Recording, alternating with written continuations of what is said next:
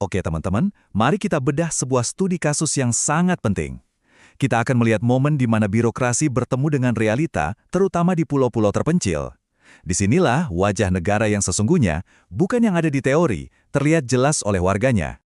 Nah, kutipan ini tuh intinya. Pelayanan publik itu bukan soal teori yang rumit di atas kertas, tapi tentang momen pembuktian. Momen ketika negara seharusnya hadir dan terasa nyata manfaatnya bagi warga. Oke, kita mulai ya observasi lapangan kita. Fokus kita kali ini adalah sebuah kisah nyata. Sebuah dilema yang dihadapi seorang nelayan di salah satu pulau terluar di Indonesia. Mari kita lihat data pertamanya. Kenalan dulu, ini subjek observasi kita. Pak Hasan, seorang nelayan sederhana yang masa depan anaknya ironisnya bergantung pada selembar kartu plastik dari pemerintah. Yup, KTP elektronik atau EKTP. Catatan pertama dari lapangan, akses. Untuk mendapatkan dokumen itu, Pak Hasan harus menempuh perjalanan 4 jam di laut. 4 jam! Ini bukan sekedar angka loh, tapi gambaran nyata betapa jauhnya jarak antara warga dengan negaranya. Dan coba lihat angka ini, Rp400.000. Buat seorang nelayan tradisional, angka sebesar ini bukan cuma soal ongkos transportasi. Ini bisa jadi setara dengan pendapatan mereka selama berhari-hari. Mahal sekali ya harga untuk sebuah pelayanan dasar. Dan setelah semua perjuangan itu, apa yang dia temukan? Tembok teman-teman, tembok birokrasi. Server pusatnya gangguan, belangko KTP-nya habis, terus pejabat yang berwenang lagi nggak ada di tempat. Lengkap sudah, 3 masalah sekaligus dalam satu kunjungan.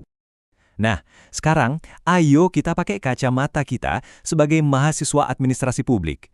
Gimana caranya kita mendiagnosis apa yang salah di sini berdasarkan aturan main yang ada? Slide ini menunjukkan dengan jelas betapa besarnya jurang antara janji dan kenyataan.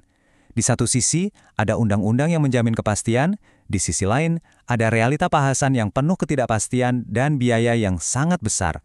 Ini bukan nasib sial, ini adalah kegagalan sistem. Secara teknis, kegagalan ini adalah pelanggaran langsung terhadap apa yang kita sebut standar pelayanan minimal atau SPM. Ini tuh semacam janji tertulis dari pemerintah soal waktu dan biaya pelayanan. Jadi, ini bukan sekedar saran, tapi sebuah kewajiban yang dilanggar. Oke, setelah kita tahu masalahnya, analisis kita tentu nggak berhenti di situ. Langkah selanjutnya adalah mencari solusi. Jadi, apa sih rekomendasi kebijakan yang bisa kita tawarkan dari kasus ini? Nah, ada 3 ide inovasi yang menarik. Pertama, bikin mall pelayanan publik, jadi semua urusan ada di satu tempat. Kedua, layanan jemput bola, di mana petugas yang proaktif datang ke warga. Dan ketiga, delegasi wewenang, jadi urusan bisa selesai di tingkat kecamatan atau desa. Tapi, disinilah catatan lapangan kita jadi sangat krusial.